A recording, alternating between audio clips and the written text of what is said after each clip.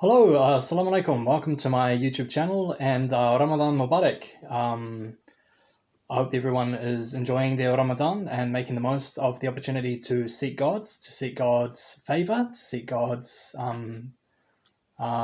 mercy upon them. And like me, I'm doing the best that I can. I'm fasting. Probably increasing in prayer, things like that. In all honesty, I could be doing a bit more, but here I am, just checking in and saying, Assalamu alaikum, peace be upon you, and hopefully everyone is enjoying their Ramadan. So I am going to do what I normally do. I'm going to cover the next 10 verses of Surah Baqarah, and just go through first in English and then a commentary in English as well, and we'll see what kind of meaning we can extrapolate from these verses. And by meaning, I mean a kind of a practical application. So beyond just having the ilm, beyond being just sort of burdened by knowledge but not actually acting on it, I want us to actually see what we can do to apply this knowledge to our daily lives, and not just die upon knowledge, but die upon an active contribution to the religion, and see if we can earn God's favor as opposed to earning God's wrath, essentially. So, and by earning God's wrath, this will be having our knowledge but not acting on it, right? So we want to be the kind of people that earn God's favor by acting on the knowledge that we have and doing our very best to strive to uphold the commands of God. Right, so here we go. I'm going to recite the next 10 verses from 161 to 170, and I will get started. So, Bismillahir Rahmanir Rahim. So, those who reject faith and die rejecting, on them is God's curse and the curse of angels and of all mankind. So this is a very stern warning. Basically, if you reject faith, and this is obviously after faith has come to you. If you reject faith and die rejecting, so basically keep going on and trying to deny the signs of God, you'll essentially earn the curse of God and also the curse of angels. So this is a terrible place to be in. First of all, there's the curse of God, and then there's the curse of angels, and then there's the curse of mankind. So it's essentially the worst spiritual state you could possibly be in, and we never want to be in a state where we have rejected faith after it has come to us, because this verse is telling us, firstly, God will have cursed us. The angels, they will essentially have a curse on us as well, and all of mankind as well. So we will essentially be in the worst state, and no one wants to be in this way, right? So we want to have faith and keep building on faith by working deeds of righteousness, and not rejecting faith by essentially saying, look, we hear this reminder, but we're just going to try and ignore it by forgetting about the commands of God, right? So that's that verse. Now the next verse: they will abide therein, their penalty will not be lightened, nor will respite be their lot. So essentially, when you die rejecting faith, you will abide in punishments, and punishment having the curse of God on you, with a penalty that isn't lightened. So this is a penalty that keeps up, and this is just a reminder to say that if we die in a state of rejection, this is final. I mean, we can't come back to earth and say, look, I'm sorry, I'll be better next time. No, we have a reminder and we have to act on it, and the punishment is this, and there will be no respite. So essentially, this is saying that, look, you had your chance, and there's no second chances, right? Because once we have faith, it's a duty on us to act on it, right?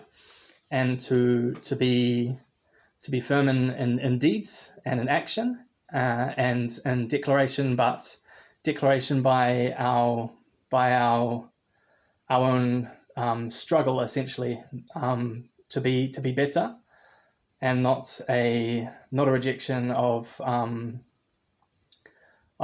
forgetting the commands of God, right? So the next verse, and your God is one God. There is no God but He, most gracious, most merciful. So basically, your God is one God, establishing the religion of Islam, one God, and there is no God but He, La ilaha illallah, and He is most gracious, most merciful. So essentially, this is a reminder to say, look, it's Allah's mercy that He is so harsh in His punishment, because humanity, as we are, we need faith. And without faith, our lives are no better than that of the beasts of prey. Without faith, we are essentially like animals, or worse, because we have the faculty to worship Allah. And then if we go on and deny it, we become like animals, but worse than animals, because we have a chance to rise above and to have the station of insan. But if we deny faith, we're essentially rejecting the favors that Allah has on us, and this is not our station, right? So it's Allah's mercy that He is harsh on us, that there is this punishment, because if He wasn't so firm in punishment, we would essentially take our lives for granted, and we would be slaves to our desires. And it's basically the station of God, of the station of insan, that we are servants of God first, and then we have our share in this world. But if we are servants of our desires, then we essentially are no better than those that reject faith, right? And I've already explained the nature of those that reject faith. It's living in a sort of an existential manner, without any understanding of the higher aptitudes of life, which is worship and forbearance and selflessness, right? So that's that verse. Now the next verse. Behold, in the creation of the heavens and the earth, in the alternation of night and day, in the sailing of the ships through the ocean for the profit of mankind, and the rain which God sends down from the skies, and the life which He gives therewith to an earth that is dead, and the beasts of all kinds that He scatters through the earth, and the change of the winds, and the clouds which they trail like slaves between sky and the earth, here indeed are signs for a people that are wise. So basically, this verse is amazing. It gives allegory after allegory after allegory of what the signs of God are. So basically, it just takes a tiny amount of foresight, a tiny amount of hikmah, to see that these signs show the creation, the majesty of God, and without Allah, these things would be impossible. So I'll just read out a few of them. So basically, in the alternation of night and day, so we have our night that follows the day, that follows the night, that follows the day perpetually, and this we see this every day. But what an amazing miracle it is, subhanallah, that after the darkness comes the light, after the light comes the darkness, and within the day and the night there are signs. So the sun, the moon, the stars.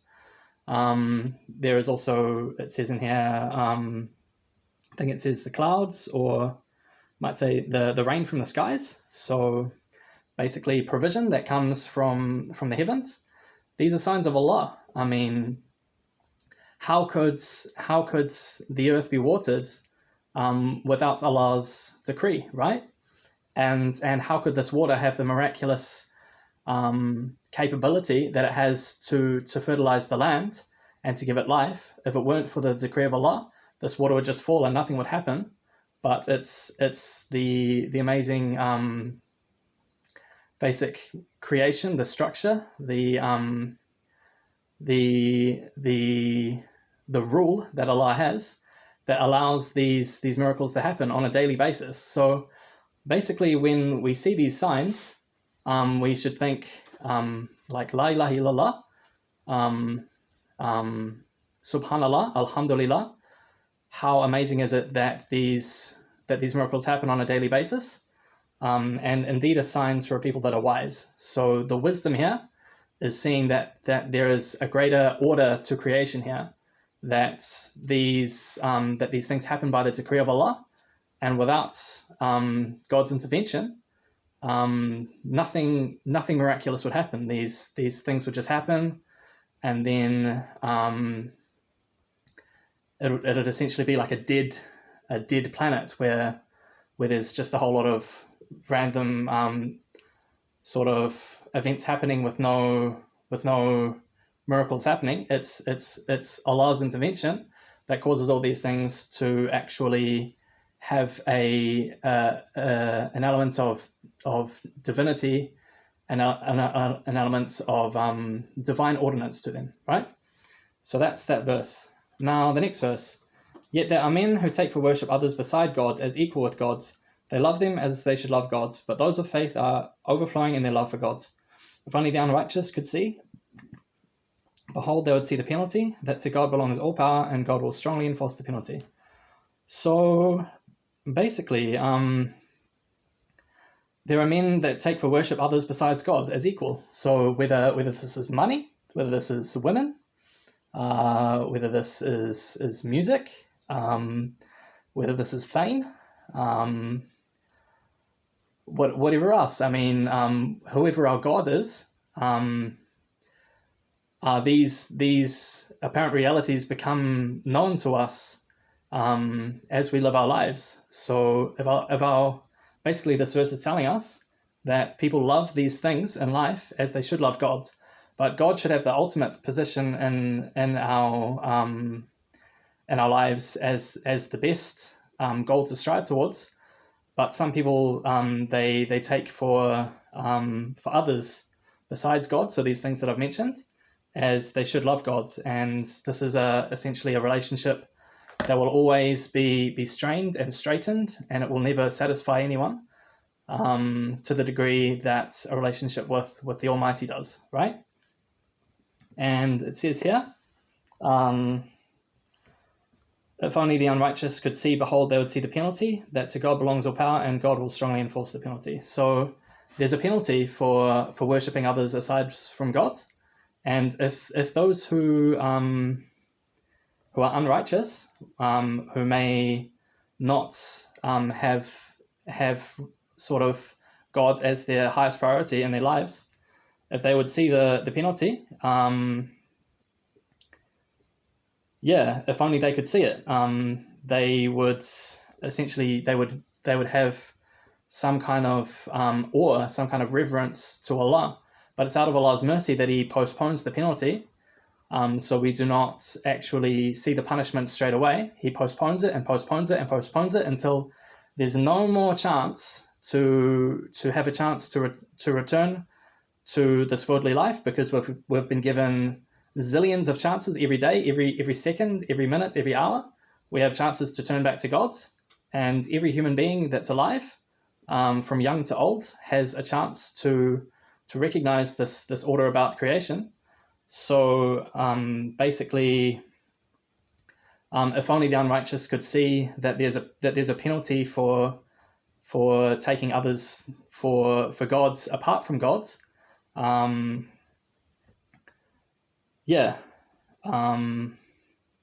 If only they could see it, right? And God will enforce this penalty. So when it comes to the judgment, this will be one of the worst things to be on your scale, the fact that you took for God something other than God, because it's basically the whole point of our religion is to, and the whole point of our creation is to worship God alone, right? Okay. So the next verse. Then those who are followed clear themselves of those who follow them. They would see the penalty, and all relations between them would be cut off. So those who are followed. So I guess they might be certain celebrities or people of influence, maybe governors or sports stars or celebs, whatever. If basically they will clear themselves of those who follow them, so they'll say, look, like I don't want to be associated, because the punishment here is so severe that they'll say, look, I don't want to part in this, and basically they would see the penalty, and all relations between them would be cut off. So then those who are followed clear themselves of those who follow them. They would see the penalty, and all relations between them would cut off. So the people who followed them would see the penalty, and for taking these people for gods, or for things that are greater than God in their eyes. And they would essentially disown each other. They would say, look, like, I don't know you, you don't know me, I don't want any part in this trade. There's a greater ambition here, there's a greater goal, there's a greater target, and we've fallen short of it by taking for God other things apart from God. And all relations will be cut off, essentially. So that's what that verse is saying. And those who had followed would say, if we only had one more chance, we would clear ourselves of them as they have cleared themselves of us. Thus will God show them the fruits of their deeds as nothing but regrets, nor will there be a way for them out of the fire. So, and those who followed would say, if we had one more chance, we would clear ourselves of them as they cleared themselves of us. So these people who are following these others, whether they're celebrities or governors or politicians or sports stars or rappers or whatever, they'll say, look, like, our idols have essentially left us alone. So we are left to essentially grapple for something else that we had no concept of before. So God will show them the fruits of their deeds, that they really have been striving to achieve the pleasure of these people that really would disown them in the hour. And they'll essentially have nothing to cling on to, right? And nor will there be a way for them out of the fire. So this is a pretty severe statement.